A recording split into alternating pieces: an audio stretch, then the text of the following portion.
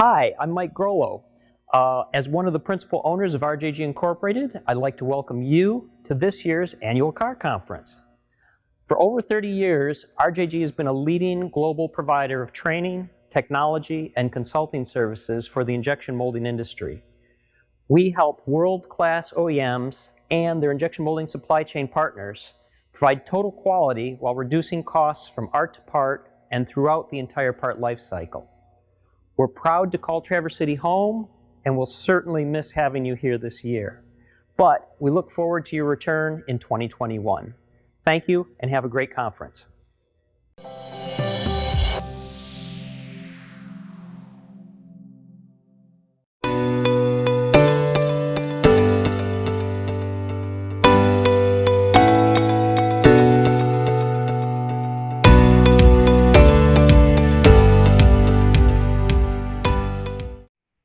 Good afternoon, and thank you for joining us in the Connected and Automated Vehicle Technology session at Car MBS 2020. During the session, all audience members will be muted to ensure a quality user experience for everyone participating. Please submit your questions by using the Q&A function. If you have any other questions regarding the virtual MBS experience, please feel free to ask those questions at the information desk in the virtual lobby. Please also take a moment to visit the virtual exhibits in the exhibit hall. And if you would like to earn CEU or PDH credits for participating in Car MBS, please visit our MBS page on our website at www.cargroup.org to access the registration link for CEUs or PDHs. Once again, thank you for joining us today. I'm pleased to welcome session moderator, Vice President, Advanced Engineering and External Relations at Aptiv, Jada Smith. Thank you. Welcome, everyone. Appreciate you guys joining us today. My name is Jada Smith, as Katie said, and it's my pleasure to welcome you to the Connected and Automated Vehicle Technology Timelines panel discussions. I'm pleased to be joined today by a wonderful group of panelists. First up, we have John Warniak. John is the Vice President of Vehicle Technology at SEMA, the Specialty Equipment Market Association. He has been in the aerospace, automotive, racing, and performance industries for more than 25 years, with wide-ranging systems engineering experience, innovative technology insights, and frontline lessons for competing and winning in today's automotive 4.0 transformation. As SEMA's Chief Technology Officer, John helps performance aftermarket companies integrate their products with the latest advanced vehicle technologies and capitalize on new business and product development opportunities. I'm also pleased to say that this MBS is John's 25th anniversary as an MBS speaker, going back to 1995. Welcome, John. Thank you. Next up, we have David Strickland. David is the Democratic Staff Director for the Committee on Commerce, Science, and Transportation of the U.S. Senate. Immediately prior to returning to service in the Senate, David was a partner at the national law firm Venable LLP and counsel to the Self-Driving Coalition for Safer Streets. David served as the 14th administrator of the National Highway Traffic Safety Administration, or NHTSA, from 2010 through 2014. During his tenure, he oversaw the creation of the first National Fuel Economy Program in conjunction with the EPA, the launching of the safety pilot for the Vehicle-to-Vehicle Communications Program for the U.S. Department of Transportation and NHTSA, and issued the first statement of policy regarding the testing of automated vehicles on public roads. Welcome, David. Next, we have Jim Meisner. Jim is the Senior Director of Product Management and the Global C-V2X Ecosystem Lead for Qualcomm. In his role, Jim leads and executes deployment and strategies for cellular vehicle-to-everything, or C-V2X, and works closely with the C-V2X industry, government, and other ecosystem partners to accelerate commercialization. As part of this, Jim also leads efforts to adapt ITS standards and application protocols, address compliance and certification, and formulate trade association strategy. Welcome, Jim. And finally, we have Rini Shironi. Rini is a senior principal engineer at Toyota's Collaborative Safety Research Center, or CSRC, which is part of the Toyota Technical Center located in Ann Arbor, Michigan. Rini has been with Toyota for the past 18 years, working in crash data analytics, active safety, and advanced driver assistance system design, testing, and planning. At CSRC, Rini is the lead for active safety and ADAS collaboration research, as well as crash data analytics. Welcome, Rini. So we have a lot of great discussion to look forward to today, including some polls that we'll take that I think you'll find interesting. But first, each of our panelists is going to spend just a few minutes walking through some material they prepared in advance. With that, John, would you like to kick us off? Sure. Thank you very much, Jada. Let's see, share screen here, and let's go to this. And let's see, pop that up. There we go. Well, thank you, Jada, and thanks to all of our online attendees for being with us today. First of all, I hope you and your families are all healthy and doing well during this crisis. These are unique times, and certainly requires a lot of creative thinking. So we've innovated at MBS, and we've gone virtual, which a lot of you already have as well. Virtual is the new reality. Think about that. Virtual is the new reality. This is a new way for you to engage and to learn. And certainly COVID-19 health crisis has created an economic crisis that we're all part of. And no doubt these are tough times, but I want to start off with saying, don't waste this crisis. Don't let this crisis become another crisis, a capability crisis, and fail to prepare for the future and how we adjust our CAV timelines. We'll continue to be challenged, no doubt about it, but we can choose to learn, adapt, and respond to these challenges. And when we look back on these times, which we will, hopefully next year at MBS, we're not going to look so much back on what happened. We're going to look at how we chose to respond. So please don't waste this crisis. I'm going to take the next few minutes, as Jada said, and introduce you to the role racing and performance have played and continue to play in our connected and automated vehicle timelines. There's a fundamental connection between race track developed technology and what you see on the highways. I'm going to give you some examples of that. You know, to me, and arguably, automation, automated driving started back in 1964 at the World's Fair, the Futurama display for General Motors, with the advent of the Firebird autonomous car. This was 1964. Now, 1964 was probably what I would consider Detroit in the auto industry, the gateway, if not the birthplace of the middle class. And again, I grew up in Corktown in Detroit, the Motor City, so I'm biased. And being born there and raised there, Detroit is and always has been the global leader in mobility as well as manufacturing technology.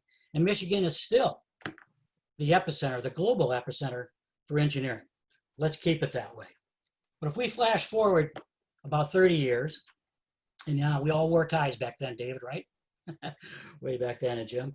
If we flash forward 30 years, CAV timelines, one of the first connected and automated vehicle demonstrations was developed with a cross-industry partnership that included GM, Hughes, Lockheed, Bechtel, Caltrans. We took 8 Buicks and automated them with actually sensors that were embedded in the I-5 freeway just outside of San Diego, so the cars could go at highway speed. So that was one of the first that I ever recall, let's say about 1997 or so. So again, I'm looking back at our timelines to go forward. One of the biggest transitions and most critical technologies from racing that transferred into production vehicles was the advent of what we'll call crash event data recorders. The very first crash data recorders were developed in 1993 for NASCAR. We implemented them in IndyCar in 1993 very quickly. Took a little longer in NASCAR, but if you recall the Daytona 500 this year, Ryan Newman's car here, these EDRs have been in vehicles, including Ryan Newman's in this case, as well as yours, for the last 20 years. And Delphi developed that EDR you see there, which is now active, Jada's company. So continuing on, first crash data recorders. So where are we today with our CAV timelines? Autonomous performance racing is always the Gemba. It's the front line for basically technology and incubating new technologies on the track and putting them in your driveways. There's a new program, the Indy Autonomous Challenge, starting this year. It's a $1.5 million university prize for an autonomous race at the famed Indianapolis Motor Speedway. The first hackathon is coming up here this month, August 20th, with the race on August 23rd for the Indy 500. The first autonomous race will actually be in next year, October, at the racetrack. These cars will actually do basically 200 miles an hour. There are 30 teams from 37 universities from around the world competing for this very prestigious prize. You might say, well, why are we doing this? Well, if you look back just a little bit, not too long ago, 15 years ago, there was something called the Urban Challenge. And a lot of people think that was kind of a science, kind of a geeky science experiment. It spawned this entire industry that we're talking about today with CAVs. There's a great young engineer that was part of that Urban Challenge last year. His name is Chris Urmson. He is our keynote speaker tomorrow. He was part of that. We were just talking to Anthony Lewandowski was part of that as well. David, lots of other great folks. It's the new engineers, what I'll call the STEAM and the STEM 500, that are part of that. So it's not only developing the technologies that we're going to see in our CAV timelines, but also the new engineers that'll be part of the program. So let's take a quick look at what the IAC is all about.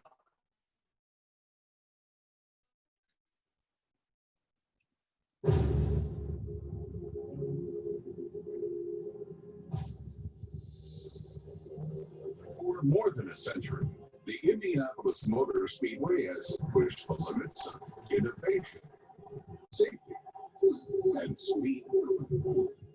Founded by Indianapolis businessman Carl Fisher, IMS was designed as a proving ground for America's emerging automotive industry.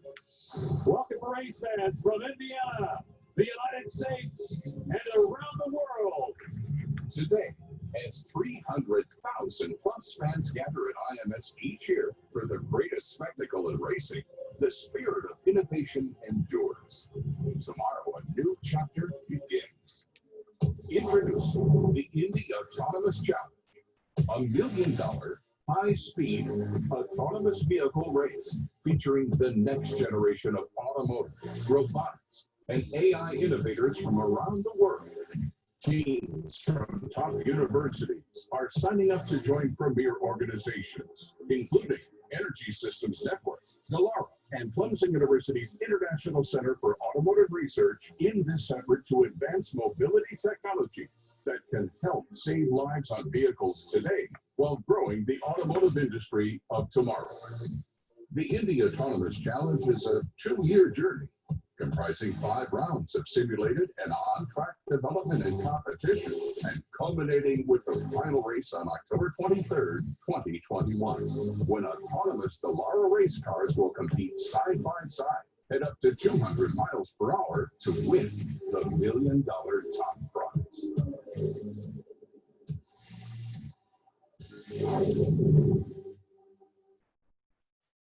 That's kind of what the IAC is all about. I want to kind of stop there for a minute and let you know that basically the Indy Autonomous Challenge is not about taking the driver out of the loop. It's about solving real world problems and our timelines with CAVs. It's going to do basically 3 things. It's going to solve the extreme edge cases that you can only learn at high speeds and things that the car does not expect to see. It's going to demonstrate new CAV technologies with new partners and all sorts of new things that can help scale the development and the deployment of CAVs. And third, to engage the public, the social acceptance, the social awareness, and increased awareness, if you will, and basically acceptance of CAV technologies, particularly for drivers that cannot and should not be driving. I'll call this, on David's honor, the Exy factor, in honor of his late grandmother. And he'll tell you a little bit more about that story, about people that should not be driving, cannot drive, how our CAV is going to impact them. So thank you very much. I'll turn it back to our next speaker. Take it away, David, please. Thank you so much, John. And about to say nothing better than invoking my beloved grandmother. Thank you, everybody, for being here today. Let me switch over to my screen just one moment, please.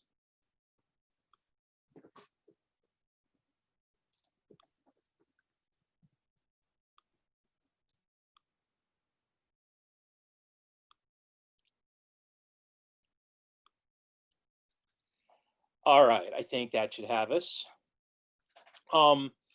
Thinking about, frankly, the things that we have to accomplish in trying to get automated driving future for all of us is something that has been an aspect of what we've been trying to do as a government for a very long time. The issue now is, frankly, how do we get to the spot and the point where we have a foundation for as seamless and as quick a deployment as we can possibly manage.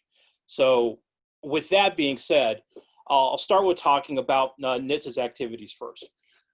And for the National Highway Traffic Safety Administration, really sort of thinking about how the managing of the safety of the fleet in a global way the one thing, as John sort of alluded to, is thinking about, frankly, all of our road users and how do we sort of reduce risk. And in the AV space, it's very similar that we're dealing with in human factors, in fact, human factors area. My grandmother, Exie Strickland, was, as John was making a joke, I gave it a stump speech a number of years ago, is the hardest thing in the world was to take away her keys, because she always felt like she could drive, even she was well beyond the physical capability to do so. Her inability to turn her neck well, her vision was bad, but she definitely wanted the independence to be able to continue driving. Hey, David. So, yes, I apologize because I really want to hear this story, but we're not seeing your slides. Oh, let's try this again. One more time. Yep. If not, then we're just going to go and we can hear the story. I apologize. One second. No. Let me get back to my main screen. Let's do share one more time. Yep, we got it. Okay, now you see them now? We're yes, good? We do. All righty. Are you seeing a full screen or are you seeing like a cut screen? Now, full screen. Oh, perfect. All right, good. We're in business, 5 by 5. So with all of that being said, the goal of NHTSA was trying to figure out how do you deal with those factors in trying to fully deploy automated driving so that we really do have the fullest capability of doing so. So very quickly, I apologize for everyone and happy to sort of share these slides as we are going through because it's a lot of word salad because the joy of being a governmental official. I don't have pretty videos like John, but I got a lot of words on a piece of paper. Here is the timeline of what NHTSA has done in regards to guidance over a handful of years. I issued the first set of policy guidance back in 2014, thinking my work was going to live on for a number of years. My work lived on for a year and a half before it was updated. And as you see, the first official full guidance in terms of the federal role and the state role was issued in September of 2016 under Administrator Rosekind.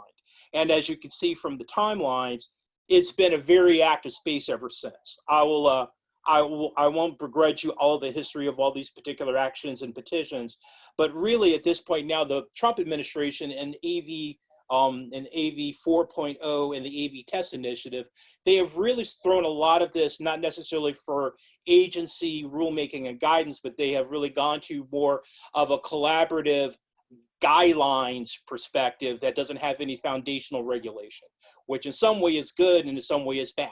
But clearly, as we're trying to follow or find our way through a number of issues in terms of what is the right foundational rulemaking posture for the agency and what is the right foundational set of safety standards for AVs is an open question.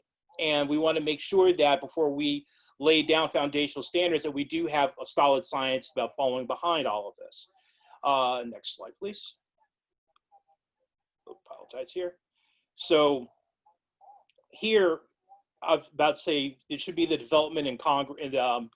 It should be, that's 1, is 2, there's guidance, okay. And 3, developments in Congress. So here, I think that we're talking about here is now there's a lot of interest on the part of the federal government to figure out how do we empower NHTSA and the Department of Transportation in helping them get to a faster pathway to this foundational regulatory environment. And the one thing that I could speak to both as the head of auto safety for the United States and as a staffer in my time before I was the head of auto safety, and now that I'm running the entire committee, there's one thing that the Congress really isn't able to do. Get down to the nitty-gritty specifics on how do you sort of set the foundation. What you're going to try to do is try to give the agency some guidelines, if you will, or rope the arena to help them try to drive to that decision. There's been 2 pretty significant efforts over the past handful of years. Last Congress, which is over 2 years ago, there was a bill passed called the Drive Act.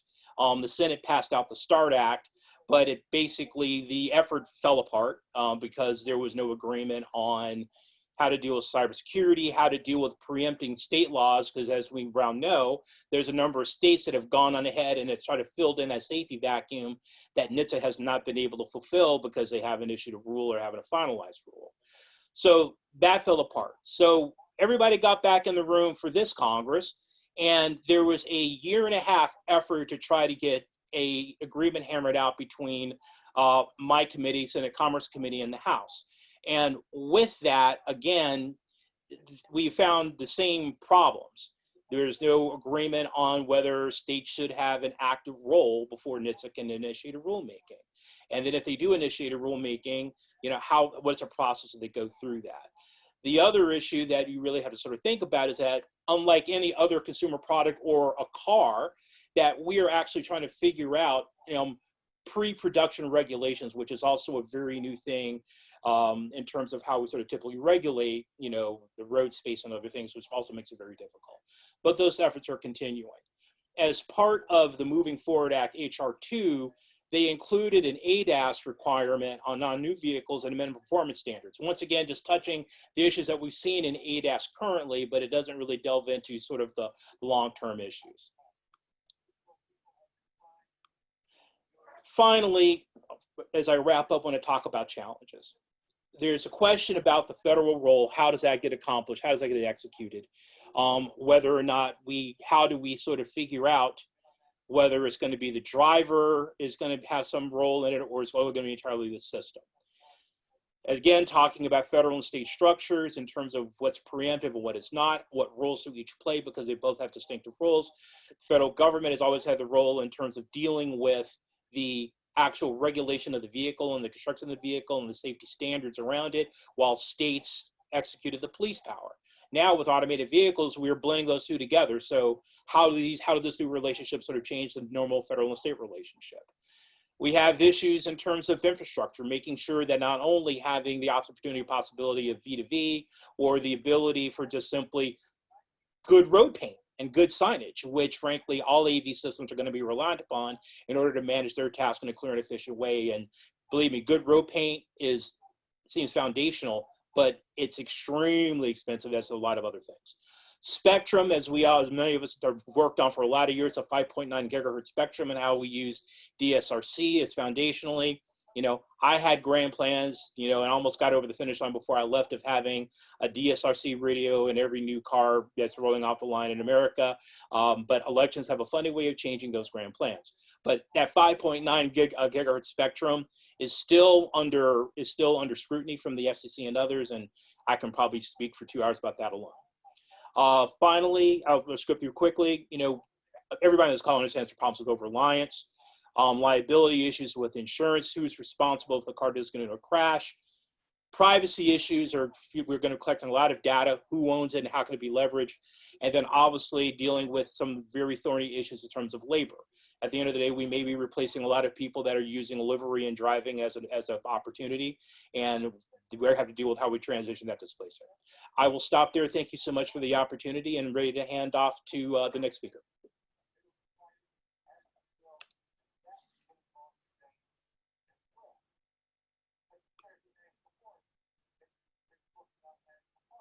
Hey, Jim, you're on mute. No, you're still on mute. There, can you hear me now? There you go. Good. I was remarking that I talk to myself all the time. So do I. And, We cannot see your slides, though. I don't know if you're sharing. okay, I think I'm sharing, but clearly I'm not. How is that? Can you see my slides now? Yes, we do. Wonderful. I actually had a dry discussion, but following John and David, I can remark on a couple of touch points. I got excited about connected and automated vehicles in 1995 when I was preparing for Demo 97, that platoon demo on San Diego, John.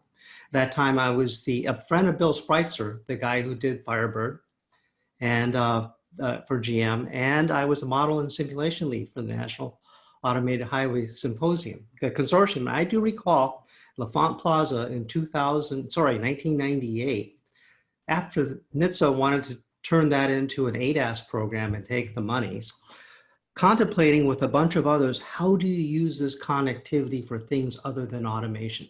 And in my mind, that was the birth of the connected part of the connected and automated vehicle. Now, automated vehicle has taken off quite a bit since then, and connectivity has always been divorced. I'm here to talk about and argue that it should be one of the same.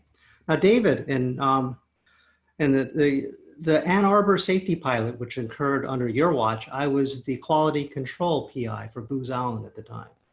And so my background does touch yours, but it does go into a timeline that starts to accelerate. And hence my short few slides are on accelerating connected automated vehicles with 5G V2X. And I spent the last 6 years at Qualcomm kind of wondering and worrying and trying to figure out how to get CV2X off the ground. While this was happening, the industry, the telecom industry changed rather dramatically with 5G. And you hear about it, you heard it coming. It's like a train that's coming at you and is upon us now. But it's manifested itself in a bunch of different verticals.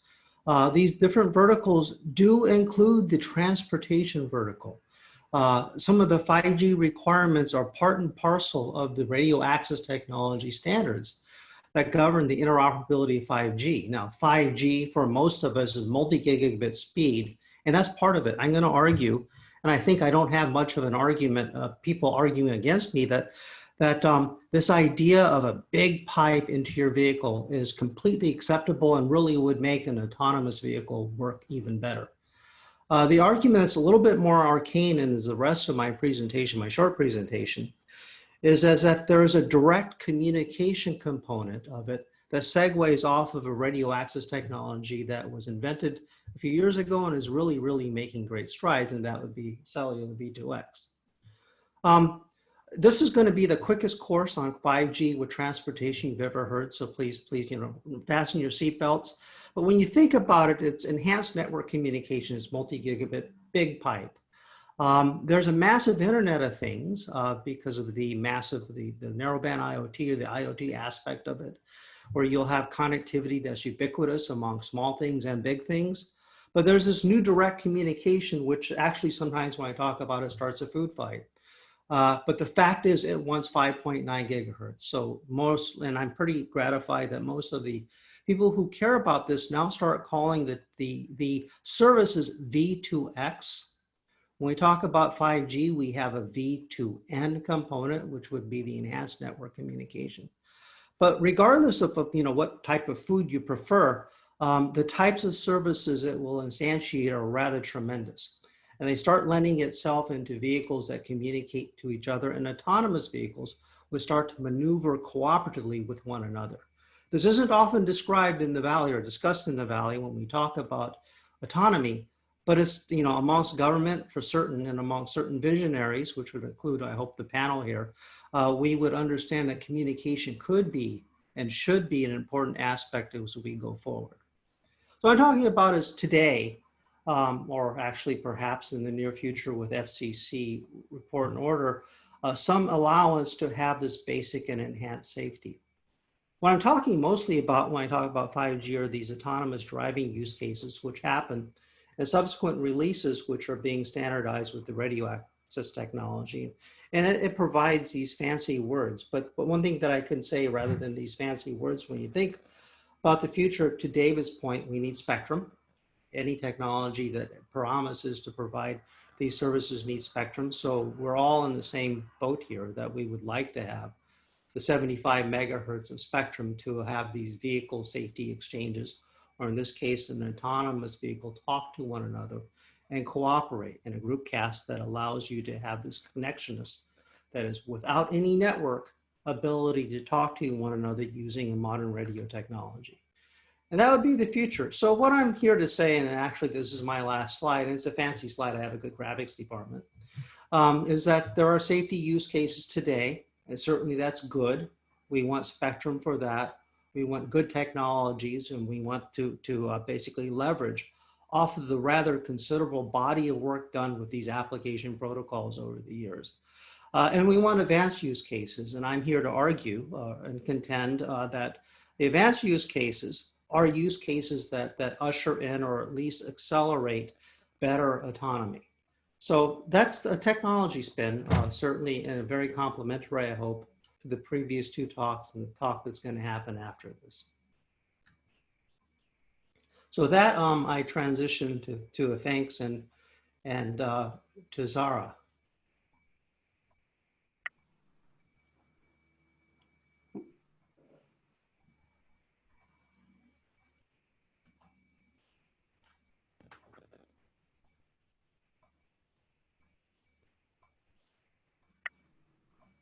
So So Rini's actually going to take over. Oh, Rainy, sorry. That's Rainy. okay. The screen? Not yet.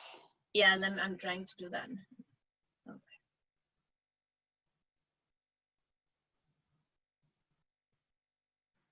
Yep, we've got it. Great.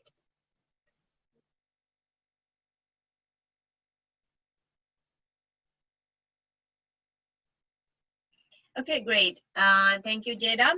So I am going to talk about some of the activities Toyota is doing in the area of ADAS and automated driving, including some really, really interesting results we found from a research project we worked on pretty recently. Jada, everybody can hear me, right? Yes, we're good. Great. So Toyota has many different organizations under our big Toyota umbrella who are simultaneously working on different aspects of it. Toyota Research Institute, TRI, formed a couple of years ago, is heavily involved in the automated driving development activity. We have Toyota Connected, who is heavily involved in the data.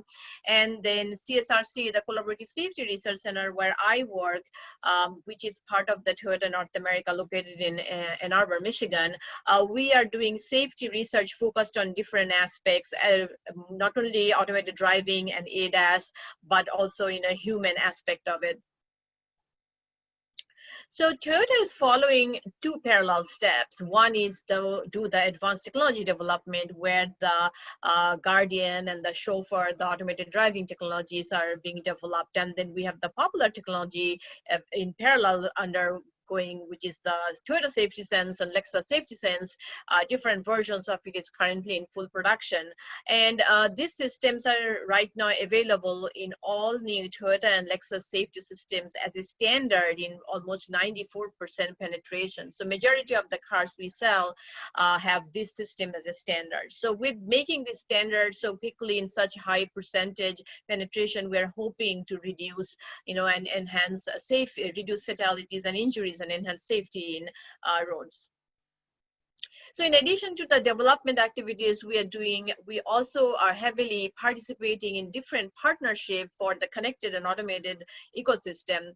University of Michigan MCD, located in Ann Arbor, very close to where I work. We are part of the leadership circle member a couple of years ago when that was first formed. So, and we heavily involved in all the research activity they're doing on. Then American Center for Mobility, we are a founding member for that. The SAE Automated Vehicle Safety Consortium, Toyota was one of the first 3 core members along with GM and Ford. And also we co-chair the big automated driving standards development activity under SAE, which is the ORADS committee.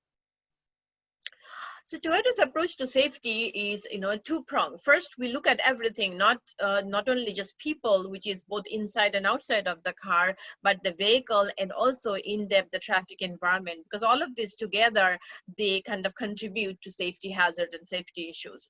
And while we are doing the development of systems, our first step is to see what is happening on the real road. So we do in-depth accident investigation and analysis to see what crashes are happening, how they're happening, because the knowledge of that is really critical to make an effective system.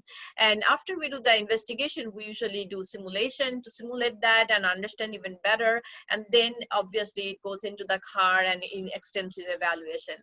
So the next slides will describe a little bit of following this process, one of the projects which I'm going to present today. So let's see what the US road safety looks like. So fatalities over the year have changed significantly. Although we saw a declining trend for the number of fatalities on the US roads till 2010, 2011, but after the economy came back from the big recession, we saw an increase in fatality numbers, and it's been increasing ever since. The data here is still 2018 and it's getting higher. And if you look at the pie chart on the right side, you see the majority of these fatality by vehicle type are involved with passenger car and light trucks, motorcycle and pedestrian bicycles. So very small percentage with large truck, bus and other cars. In addition to that, it's really important to break down these crash fatalities and injuries by crash mode. So whether it's a rear end crash versus a pedestrian crash, the division of all these modes are necessary so that we can in-depth tackle one type of mode at a time to understand better and then develop a countermeasure. So next, I'm going to give you some interesting results we found from a research project we worked in collaboration with Virginia Tech University. What we wanted to understand that all the systems, not only Toyota, but other OEMs are introducing in the market, what kind of safety benefits we will get from them. Since they don't have heavy penetration yet, because a lot of cars are still old and they are not have all the system. So in future, if majority of the cars have this system, what kind of crashes and type of injuries we see reduction. This is important to understand and estimate, proactively before all this go on the road, because then we know what gaps are remaining and how we need to fill in the gaps. So this project took into account all active safety systems that it's in the market, and all the passive safety systems which are currently on the market and we see upcoming. So what we did, we simulated all these different crash modes into a simulation platform using some sensor simulation, and then we run those in real crashes, which are usually available from NHTSA's different crash databases like NASCDS. And then we saw that whether the crash was avoided, mitigated, or there was no effect, and we separated that. So this one shows an example of a head-on crash simulation. So this was a real crash happened, and you saw the red car went over the center line and hit the blue car head on. Now we applied the sensor configuration with the auto braking and steering, and we see that what exactly happens with this same crash. And the sensors were able to detect, and then the auto steering function was able to bring the car back into the lane and avoid the crash. So this is the kind of simulation we did for thousands of crashes and repeated different configurations, and saw at the end, added it all together to see the reduction in fatalities and injuries. And this is the overall result we found. So in US, in general, in 2015 data showed, which is pretty consistent with the other years, 1.9 million light vehicle crashes. And from this analysis by simulation, we estimated that approximately we were able to avoid 54% of the crashes, and we still have around 46% remaining. And this shows kind of like the individual different type of crashes. So some were more effective than others. So what is the still remaining problem? We saw that if we have a small penetration, which is more realistic by 2025, we saw a reduction of only 12%. And some of these penetrations, we actually took some public estimation done by IIHS and applied that. Then in 2040, with the higher penetration, the decrease is about 38%. And in 2050, with 100% penetration, we will see the 54.5% decrease, which I showed in last slide. And what happens to the injuries? Because in some cases, even if the crash was not avoided, the injury shifted from a severe injury or fatality to a minor injury. So that's still a big benefit. And we saw that with the full deployment, we can see almost 59% decrease in MIS2 plus F, which is the higher level injuries, including the fatalities. So that's my presentation. Now I hand it over to Jada. Thanks so much, Rini. So we've learned a lot of interesting things. So before we start the discussion, I'm going to kick off our first poll. So I'm going to make that active, and our audience members can start voting on that. Well, I asked the first question, and it's the obvious question that we have to ask, and it's become our way of life now. The COVID pandemic has fundamentally changed how we behave, and we have a new normal. What are the panelists' thoughts around how this pandemic has changed the adoption timeline of these highly automated vehicles? Rini, would you like to start, given your OEM? Yep, absolutely. Thanks, Jada, for it's a great question. So at Toyota, we are still heavily committed to safety, and we are going ahead with most of the plans as scheduled with the development evaluation activity. Of course, there were some small shift here and there, and our engineers who are on rotation coming back to work on this. Safety heavily maintained with PPE and everything, but we are still continuing the development of these systems and the evaluation. Again, like I said, safety is always the number one, from both the system development and also for people. Great, thank you. So we've got some interesting polling results. So we have 84 votes. The question we asked was how many attendees have ridden in an automated vehicle? So in the SAE kind of nomenclature, that would be a level 4, level 5. And 51% said yes out of our 84, and with the remaining 49 saying no. So we're roughly split down the middle. And that's interesting because I think you talked about it in your comments, John. I think Jim and David, you referenced it as well a little bit, is around consumer adoption. So where do we see consumer adoption, and how are the initiatives that your various organizations are working on, how are those helping drive that consumer adoption of this technology? Yeah, I think I would add that basically cars are works of art, access, power, fashion, fun, obviously, and certainly mobility and freedom, but and passion. And I'll call that the cool factor. And with all the COVID-19 changes and disruptions, every one of us, our session today is pretty much digital. So a lot of things we're doing digitally. So we're using this time, certainly at SEMA, to connect with what I'll call the digital hot rodders. People that are the digital natives, kids that are growing up with these technologies, the STEM and the STEAM initiatives like IAC and others going around the country. So we're trying to tap into that and keep SEMA, in this case, at the forefront of these technologies and use these technologies for the simulation, everything that's going on with CAV technologies, so that we can make folks feel comfortable and socially accept these types of new technologies that are all digital. I have a little bit of a weave in here too, and I'm going to pull in your first question, Jada, regarding the impacts of COVID, because I think that actually COVID and consumer acceptance in terms of mobility is going to have some impact on automated vehicle adoption. I was a part of an administration that was really trying to drive livable cities, that basically for us to be more efficient and more clean, that we had to figure out, how do we reduce the number of individual car trips? How do we get more people taking transit? How do we get more people walking and riding bicycles and making our communities more livable? And basically people live closer to where they worship and where they work and where they shop.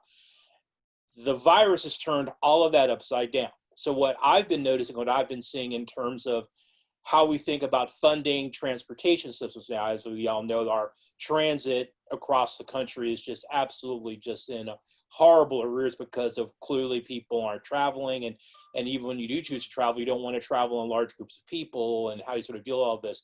The thing that I've heard anecdotally and seen numbers wise is that there's now people that are actually moving back to individual mobility. People that used to be taking transit now going out and buying vehicles, or maybe small compact vehicles, and but they're buying vehicles, which to me, thinking about how do we future-proof our transportation system, there's going to be a big argument that we really can't move that far away from individual mobility, because it's not an if, it's an when we're going to have another type of pandemic situation. So I think, the notion of automated vehicles and people wanting to use them for more individual trips is going to be a very intensely debated question now, because what we've been pushing for the past 20, 30 years has now been turned on its head because of COVID, where we may be looking at AVs at a more individual one-off trip situation, which raises new questions about congestion and everything else. But I think this has definitely become the new normal. I think in terms of how we think about consumer acceptance, I think there's going to be more interest in that, and having a vehicle that doesn't have a driver or as a rideshare, as an example. Well, and it's interesting because that kind of ties into some of the questions we got from the audience. So one of the questions we got is how do you see the value of a level 3 AV compared to a lower level, so more ADAS and level 1, level 2 versus higher levels of automation? I was going to jump in and you complicated the question. Oh, sorry.